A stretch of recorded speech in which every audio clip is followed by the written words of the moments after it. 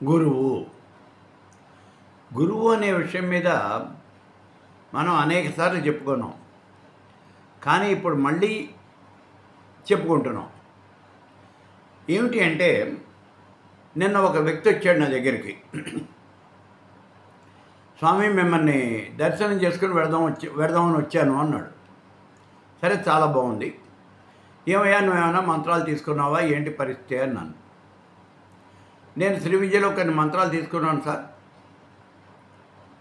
నేను గణపతి తీసుకున్నాను, బాలామంత్రం తీసుకున్నానండి. బాలామంత్రం చేస్తున్నాను, నేను శ్రీ విద్య గట్టిగానే చేస్తున్నాను అన్నాడు. ఇంకేం మంత్రాలు తీసుకున్నావు అన్నాను. మీ గురువుగారు ఎవరు, ఇంకేం మంత్రాలు తీసుకున్నావు? మా గురువుగారు ఎవరో అని పేరు చెప్పాడు. ఆయన మీకు తెలుసా అన్నాడు. నాకు తెలియదయ్యా. గురువు ఎవరైనా ఒకటే, ఆయన గొప్పవాడై ఉంటాడు, ఆయనకి నమస్కారం. సరే, ఇప్పుడు ఏం మంత్రాలు తీసుకున్నావు నువ్వు అని అడిగాను. అంటే ఆయన చిన్నమస్త మంత్రం ఒకటి తీసుకున్నానండి, అలాగే భైరవి, తార, ఈ 3 మంత్రాలు కూడా తీసుకున్నాను. అంటే తార, భైరవి, చిన్నమస్త, ఈ 3 మంత్రాలు తీసుకున్నాను. ఆ తర్వాత ఇప్పుడే నేను బాలామంత్రం కూడా తీసుకున్నానండి, నేను వాటిని జపం చేస్తున్నాను అన్నాడు. సరే, నేనేం మాట్లాడలేదు. మీ గురువుగారు మీది ఏ సంప్రదాయం అయ్యా అన్నాను. నాకు తెలియదండి అన్నాడు. మొట్టమొదటి శ్లోకం చెప్పుంటారు చూడు అన్నాను. నాకేం చెప్పలేదండి, శ్లోకం ఆ సంప్రదాయం ఏమిటో నాకు తెలియదు అని. నేను లక్ష్మీ గణపతి మంత్రం కూడా తీసుకున్నాను సార్ అన్నాడు. ఏమిటి ఆ లక్ష్మీ గణపతి మంత్రం? నేను గణపతి తర్పణ కూడా చేస్తానండి, చాలా తర్పణలు చేశాను ఇప్పటిదాకా అన్నాడు. బాగుందయ్యా, లక్ష్మీ గణపతితో తర్పణలు చేస్తున్నావా? అవునండి అన్నాడు. అయితే ఒక్కసారి ఆ తర్పణ చెప్పు అన్నాను. సరే, చివరికి అది మహాగణపతిని తర్పయామి అని చెప్పాడు. ఏమయ్యా, నువ్వు మహాగణపతిని తర్పయామి అని చెప్తున్నావు కదా, అది మహాగణపతి మంత్రం అవుతుంది కదా, మరి లక్ష్మీ గణపతి అని చెప్తావేంటి అన్నాను. ఏమోనండి, మా గురువుగారు ఇలా చెప్పారు.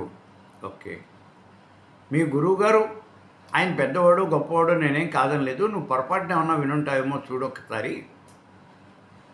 ఎందుకంటే గురువుగారు ఎప్పుడు కూడా తప్పు చెప్పరు, ఆయన చెప్పేది ఎప్పుడూ కరెక్ట్గానే ఉంటుంది. ఇక ఇప్పుడు ఇంకో విషయం ఏమంటే, నువ్వు చేసేది లక్ష్మీ గణపతి కాదు, మహాగణపతి. అది మనం చేసే చిత్రావృత్తి తర్పణ, ఇది మహాగణపతి తర్పణది. మహాగణపతి చిత్రావృత్తి తర్పణ అని ఉంటుంది దాని పేరు కూడా.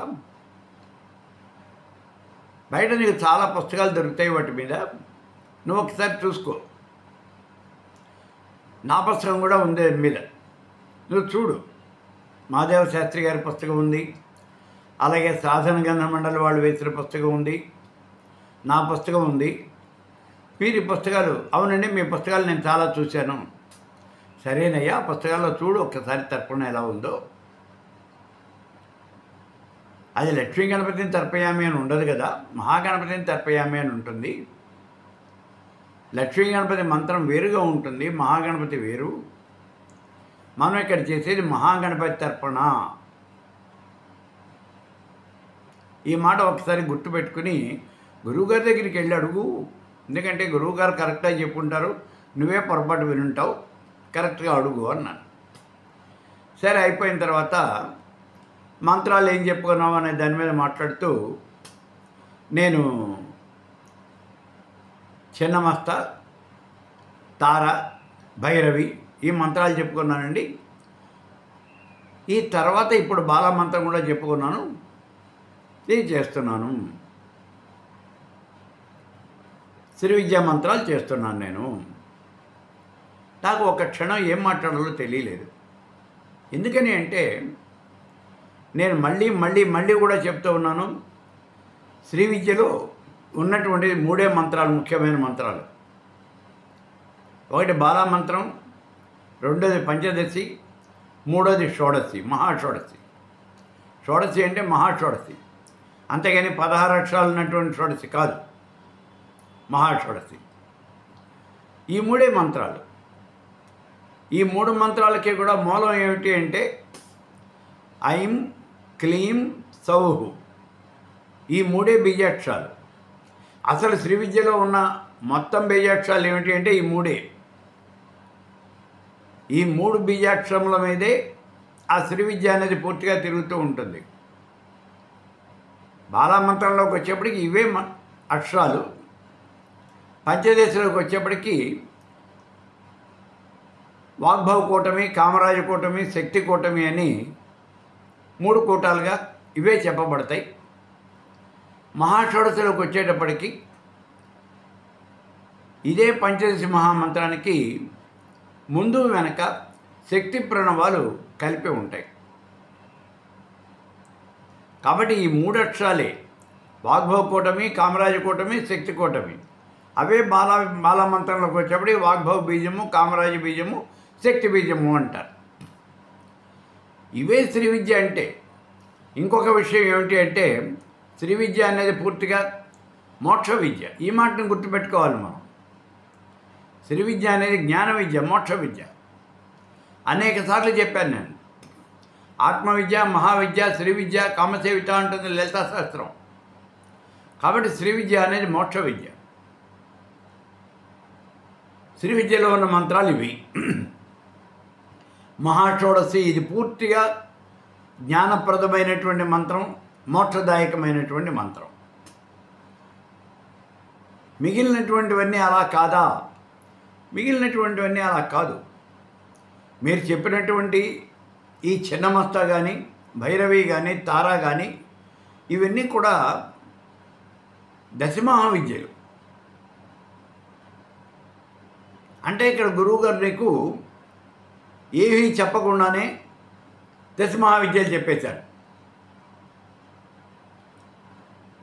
అలా చెప్పారో లేకపోతే నువ్వే అడిగి ఉంటావు. ఆయన చెప్పుంటారు, నువ్వే అడుగుంటావు. ఎందుకంటే పెద్ద ఆయన మనం ఏమనకూడదు, నువ్వే అడుగుంటావు. అందుకని ఆయన చెప్పుంటారు. మీరు ఒక్క మాట గుర్తుపెట్టుకోండి, దశమహావిద్యలు అన్నీ కూడా అవి పూర్ణదీక్షలు. దశమహావిద్య అంటే అది పూర్ణదీక్ష. వాటిల్లో ఏం మంత్రాలు ఉంటాయండి, వాటిల్లో ఏం మంత్రాలు ఉంటాయి అనేది ఆ విద్యలకు వెళ్ళినప్పుడు తెలుస్తుంది. మనం చెప్పే ఈ మహాత్రిపుర సుందరి అది కూడా దశమహావిద్యల్లో ఒకటి. మీకు నేను గతంలో ఒకసారి చెప్పాను. ఆ పరబ్రహ్మ శక్తి బ్రహ్మము అనేది విస్ఫోటం చెందింది. సాకార బ్రహ్మ విస్ఫోటం చెందింది. విస్ఫోటం చెంది 10 రకాలుగా ఏర్పడింది. అలా ఏర్పడినటువంటి ఈ 10 రకాలే 10 మహావిద్యలు, దశమహావిద్యలు అనే పేరుతో చెప్పబడుతూ ఉన్నాయి. అవే కాళీ, తారా, మహావిద్య, భైరవి, భువనేశ్వరి అని ఈ దశమహావిద్యలు కూడా అవే. వీటిల్లో షోడశి అని అన్నారు చూడండి, షోడశి భువనేశ్వరి. ఆ షోడశి అనేటటువంటి మంత్రమే ఇప్పుడు మనం చెప్పేటటువంటి మహాత్రిపుర సుందరి. ఆవిడ దేవత ఆ షోడశి మంత్రానికి. మనం చేసే మహావిద్య అది. కాబట్టి మిగిలినటువంటి దశమహావిద్యలు ఏవైనా చేయాలి అంటే ముందు మనకి కొంతైనా సరే ఆ ఎంట్రన్స్ అనేది ఉండాలి. మన దగ్గర రెసిస్టెన్స్ పవర్ ఉండాలి. రెసిస్టెన్స్ పవర్ ఉండాలి అంటే మీరు మొదల నుంచి ఆ మంత్రాలని చేసుకుంటూ ఆ పూర్ణదీక్ష అనేది పొందాలి. ఒకదాంట్లో అయినా సరే మీకు పూర్ణదీక్ష ఉంటే తప్పించి మిగిలినటువంటి దశమహావిద్యలు చేయడానికి మీకు అర్హత లేదర్రా. అసలు మీరు ఎందుకు ఇలా పిచ్చిగా ఆలోచిస్తున్నారో నాకు అర్థం కాదు. మీరు డైరెక్ట్గా వెళ్ళిపోయి నేను తారామంత్రం చేస్తానండి, లేకపోతే భువనేశ్వరి చేస్తాను. భువనేశ్వరి ఈ ఉన్నటువంటి షోడశి మంత్రం అంటే ఈ మహాత్రిపుర సుందరి మంత్రం మనం ఇప్పుడు చెప్పే శ్రీ విద్య అందులో ఒక అంగమంత్రం. ఇక్కడ మీరు గుర్తించాల్సిన విషయం ఏమంటే ఈ 10 మంత్రాల్లోనూ ఏ మంత్రాన్ని అయితే మనం ముఖ్యంగా తీసుకొని చేస్తున్నామో అదేమో ప్రధాన మంత్రం అవుతుంది. మిగిలిన 9 అంగమంత్రాలు అవుతాయి. ఇప్పుడు మొట్టమొదటి కాళీ ఉంది. కాళీని మనం ప్రధాన దేవతగా తీసుకున్నాం. అప్పుడు కాళీ ప్రధాన దేవత అవుతుంది. మిగిలిన 9 దేవతలు కూడా అంగమంత్రాలు అవుతాయి. 9 మంత్రాలు అంగమంత్రాలు అవుతాయి. అలా మీరు ఇక్కడ ఈ భైరవిని అంగమంత్రంగా చేస్తున్నారు. మేము దశమహావిద్యలు చెప్పేసుకున్నామండి, మా గురువు గారు చెప్పేశారండి, ఏంటి మొహం చెప్పుకునేది. సరిగ్గా చూసి చేయనా, లేకపోతే దానివల్ల నీకు ఉపయోగం అనేది ఉండదు. ఒక్కొక్కసారి దానివల్ల నీకు చెరుపు కూడా జరుగుతుంది. మీరు ఆ విషయం గుర్తించండి. ఒకవేళ దానివల్ల మీకు చెరుపు జరిగింది అంటే సాక్షాత్తు మీ గురువుగారు కూడా మిమ్మల్ని రక్షించలేరు. ఈ విషయాన్ని గుర్తుపెట్టుకోండి. ఆ మంత్రం కనుక తిరిగి కొట్టిందంటే నిన్ను ఎవరూ రక్షించలేరు. అందుకని మీరు అట్లా పరుగులు పెట్టకండి. కరెంటు వైరు ముట్టుకోవాలంటే చేతికి రబ్బర్ తొడుగు వేసుకోవాలి, కాళ్ళకి చెప్పులు వేసుకోవాలి, లేదా ఫీజు పీకేయాలి. మీకు ఇట్లా ఏవో కొన్ని నామ్స్ ఉన్నాయి దానికి. అవి పాటిస్తూ మనం కనుక ఆ కరెంటు వైరు ముట్టుకుంటే మీకేం కాదు. అవి లేకుండా నా ఇష్టం నేను ముట్టుకుంటాను, వాళ్ళు ఎవరో ముట్టుకోలేదా, వీళ్ళు ఎవరో ముట్టుకోలేదా. ఎందుకంటే గతంలో బెంగాల్లో ఎవరో ఒక వ్యక్తి ఉండేవాడు, ఒక స్త్రీ ఆవిడ ఉండేది. వివాహాది శుభకార్యాలకి ఆవిడని స్పెషల్ అట్రాక్షన్గా పిలిచేవాళ్ళు. ఓ కుర్చీ వేసి కుర్చీలో కూర్చోబెట్టేవాళ్ళు ఆవిడని. ఆవిడ శరీరానికి ఏదైనా ఒక బల్బు టచ్ చేస్తే ఆ బల్బు వెలుగుతుంది. ఎలా వెలుగుతుందో తెలియదు. అందుకని ఆవిడని కూర్చోబెట్టి ఆవిడ 2 చేతుల్లోనూ ట్యూబ్ లైట్లు పెట్టేవాళ్ళు. ఆవిడ ఒళ్ళంతా కూడా ఈ బల్బులు పెట్టేవాళ్ళు. ఆ బల్బులన్నీ వెలుగుతూ ఉండేవి. కరెంటు కనెక్షనే ఉండదు, కానీ అట్లా వెలుగుతూ ఉండేవి. అలాంటి వాళ్ళు ఎక్కడో ఉంటారు, కొన్ని కోటాను కోట్ల మందిలో. అటువంటి మనిషి మళ్ళీ మనకి ఇక్కడ ఇంతవరకు ఎవరు రాలా. అలాగే రష్యాలో కొంతకాలం క్రితం ఎవరో ఒక వ్యక్తి రావడం జరిగింది. ఆ వ్యక్తి అతను కూడా ఈ కరెంటు బల్బుని కనుక, మామూలు బల్బుని కనుక ముట్టుకుంటే ఆ బల్బు కాస్త వెలుగుతుంది. అతని శరీర స్పర్శ అనేది తగిలితే బల్బు వెలుగుతుంది. అలాంటి వ్యక్తులు ఎవరినో వాళ్ళని ఉదాహరణగా చూపించి వాళ్ళు చేయలేదా వీళ్ళు చేయలేదా అని అనొద్దు. కావాలంటే నువ్వు చెప్పులు తీసేసి చేతులకి రబ్బర్ తొడుగులు ఏమీ లేకుండా, ఏ రకమైన రక్షణ కవచం లేకుండా కరెంటు వైరు ముట్టుకుని చూడు, ఎలా ఉంటుందో నీకు తెలుస్తుంది. ఒకసారి నేను చూశాను, విజయవాడ నుంచి అంటే మెడ్రాస్ నుంచి ఒక గూడ్స్ రైలు వస్తుంది. అందులో ఏవో యుద్ధ సామాగ్రి కొంత ఆ గూడ్స్ రైలు నిండా పెట్టి తీసుకెళ్తున్నారు. దానికి మిలిటరీ వాళ్ళు కాపలాగా పెడుతూ ఉన్నారు. అలా పెడుతూ ఉన్నటువంటి ఒక మిలిటరీ జవాను అతనికి ఏమీ తోచక ఆ గూడ్స్ రైలు బోగి ఆ పెట్టే పైకి ఎక్కి కూర్చున్నాడు. పైనుంచి కరెంటు వైర్లు ఎడతాయి కదా, రైలుకి సప్లై అయ్యే కరెంటు అంటే 24,000 వాట్స్. వెంటనే లాగేసింది ఆ మనిషిని. దామ్మని కింద పడిపోయాడు. అతన్ని తీసుకెళ్ళి విజయవాడ హాస్పిటల్లో చేర్పించారు. 2 రోజులు ఇక్కడ విజయవాడ హాస్పిటల్లో ఉన్నాడు. ఆ తర్వాత బెటర్ ట్రీట్మెంట్ కోసం అతన్ని సికింద్రాబాద్ హాస్పిటల్కి తరలించారు. ఇక్కడి నుంచి అతను ఎలా ఉన్నాడో చూడటానికి నేను కూడా వెళ్ళాను. అతని శరీరం మీద చర్మము అనేది ఎక్కడా లేదు, స్పృహలో లేడు. ఆ డాక్టర్లు ఇస్తున్న ట్రీట్మెంట్ ఏమంటే మంటలు. ఒకవేళ ఎప్పుడన్నా అతని స్పృహ వస్తే మంటలు కేకలు పెట్టేస్తున్నాడు, అరుపులు అరుస్తూ ఉన్నాడు. ఒళ్ళంతా తెల్లగా లోపల ఉన్నటువంటి ఆ మాంసం అంతా కూడా బయటకు కనిపిస్తోంది. చర్మం పూర్తిగా ఊడిపోయింది, శరీరం మీద ఎక్కడా చర్మం లేదు. అతనికి బర్ణాలు, ఆ ట్యూబులు తెప్పించేసి ఆ బర్ణాలు ఒళ్ళంతా రాచేస్తూ ఉన్నారు, కొంతన్నా ఉపశమనం జరుగుతుంది అని. ఇది జరిగి దగ్గర దగ్గర 25 సంవత్సరాలు అయింది. ఇంకా పైన ఈ 25 ఏంటి, ఒక 35-40 సంవత్సరాలు అయింది. నాకు చాలా చిన్నప్పుడు, అంటే నాకు 35 సంవత్సరాల వయసు ఉంటుంది ఆ రోజుల్లో. కాబట్టి చేతికి రక్షణ కవచం లేకుండా, రబ్బర్ తొడుగులు లేకుండా, నేను కరెంటు వైర్ ముట్టుకో, నేను ఎవడు వద్దండు. ఆ తర్వాత నువ్వు ఎవరితోనూ మాట్లాడే నువ్వు ఉండవు అక్కడ, అంతే. కాబట్టి ఈ విషయాన్ని చాలా జాగ్రత్తగా గుర్తుపెట్టుకోండి. మంత్రశాస్త్రంలో మీరేమి పరాచికాలు ఆడొద్దు. ఈ మంత్రం తీసుకుని చేస్తే ఏమవుతుంది, వద్దు. ఏ మంత్రం చేయాలన్నా సరే గురువు గారి యొక్క డైరెక్షన్లో వారు ఎలా చెప్తే అలాగే చేయండి. హెచ్చు తగ్గులు కనుక చేశారు అంటే మిమ్మల్ని రక్షించడానికి భగవంతుడు కూడా ఉండడు. ఇంకా మీరు డైరెక్ట్గా దశమహావిద్యలు చేసేస్తారా? మీకు ఏం తెలుసు ఏం చేస్తారు దశమహావిద్యలు? మీకు ఏ శక్తి ఉంది? రక్షణ కవచం ఏముంది మీకు? మా గురువు గారు చెప్పారు అని చిన్న మస్తా చేస్తావా? నీకేమీ మంత్రశాస్త్రంలో పరిచయం లేదా? చిన్న మస్తా చేసేస్తావు, నువ్వు తారామంత్రం చేసేస్తావు. ఎలాగండి? ఏమీ లేకుండా అలా చేస్తే ఎట్లాగా? నీ సంప్రదాయం ఏంటో నీకు తెలియదు. అలాగే ఇంకొక చిన్న ఉదాహరణ చెప్తే, ఇది నిన్ననే జరిగినటువంటి ఇదది. అలాగే గతంలో ఒకసారి ఒక ఆయన వచ్చాడు నా దగ్గరికి.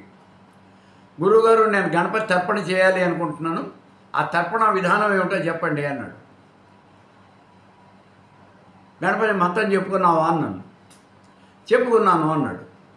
మరి ఆయనే అడగపోయినావా? తర్పణ కూడా ఆయనే చెప్తారు కదయ్యా, మళ్ళీ నా దగ్గరికి ఎందుకు వచ్చావు అంటే, ఆయనకి తెలియదుటండి అన్నాడు. నేను నమ్మలేదు. గురువుగారి గణపతి తర్పణ తెలియకుండా అనుకుంటుంది. లేదయ్యా, నువ్వు అలాంటి మాటలు చెప్పకు, తప్పకుండా తెలిసి ఉంటుంది ఆయనకి, అడుగు అన్నాను. అంటే మా గురువు గారే చెప్పారండి, నాకు ఇంతవరకే తెలుసు, ఈ మంత్రం వరకే తెలుసు, నేను నీకు చెప్పాను. ఇంకా ఏమన్నా కావాలి అంటే, ఈ తర్పణ నాకు తెలియదు, ఇంకా ఏమన్నా కావాలి అంటే వెళ్ళిపోయి ఎవరినైనా అడుగు, తెలిసిన వాళ్ళని అడిగి తెలుసుకోను అన్నారు. అందుకని నేను మీ దగ్గరికి వచ్చాను అన్నాడు. నేను నిజంగా గురువు గారిని మెచ్చుకున్నాను.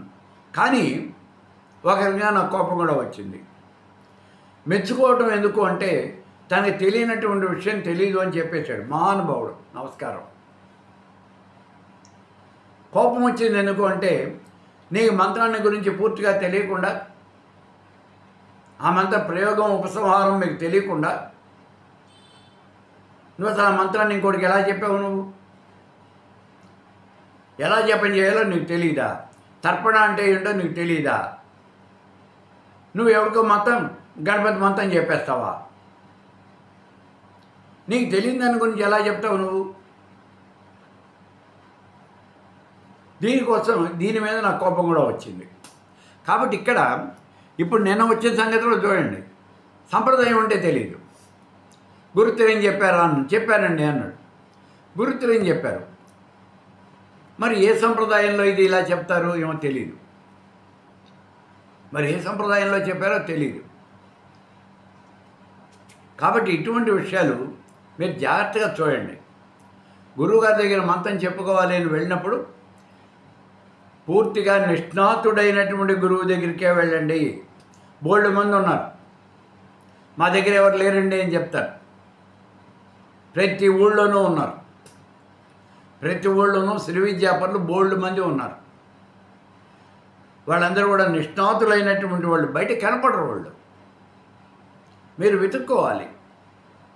హైదరాబాద్ నుంచి ఫోన్ చేశాడు ఒక ఆయన, హైదరాబాద్లో ఎవరు లేరండి అని. హైదరాబాద్లో లేకపోవటం ఏంటి? బోల్డ్ మంది ఉన్నారు, నాకు తెలుసు.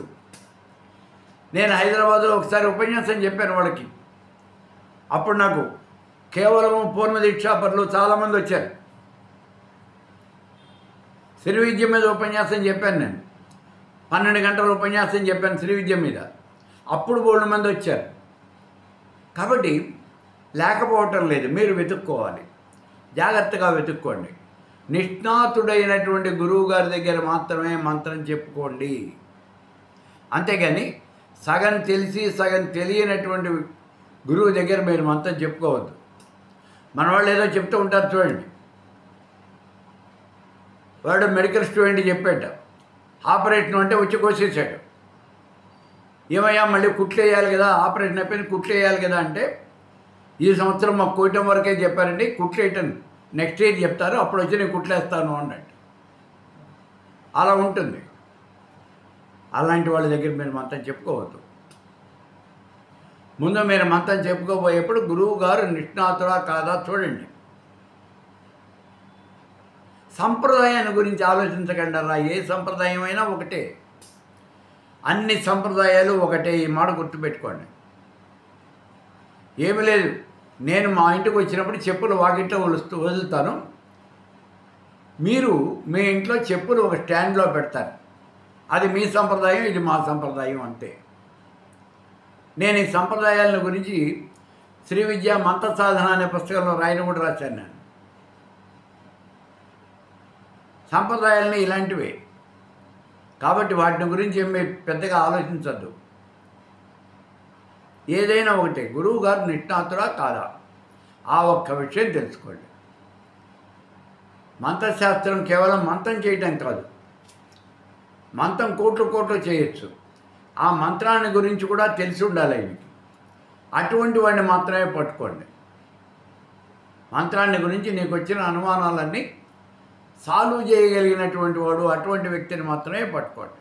అతని దగ్గరే మంత్రం చెప్పుకోండి. ఆ మహానుభావుడే, ఆయనే మీ గురువు. ఆయనకి నేను కూడా నమస్కారం చేస్తాను, శిరస్సు వచ్చి పాదాభివందనం చేస్తాను అటువంటి మహానుభావులకి. అంతేగాని ఎవరో కనిపించి నేను మంత్రం ఇస్తాను రా, నాకు 5,000 మంత్రం ఇస్తాను, ఇలాంటి వాళ్ళ దగ్గర మీరు మంత్రం చెప్పుకోవద్దు. దానివల్ల నీకు మంచి జరగకపోగా చెడు ఎక్కువగా జరుగుతుంది. కాబట్టి మీరు మంత్రం చెప్పుకోవాలి అనుకున్నప్పుడు ముందుగా గురువును చాలా జాగ్రత్తగా వెతుక్కోండి.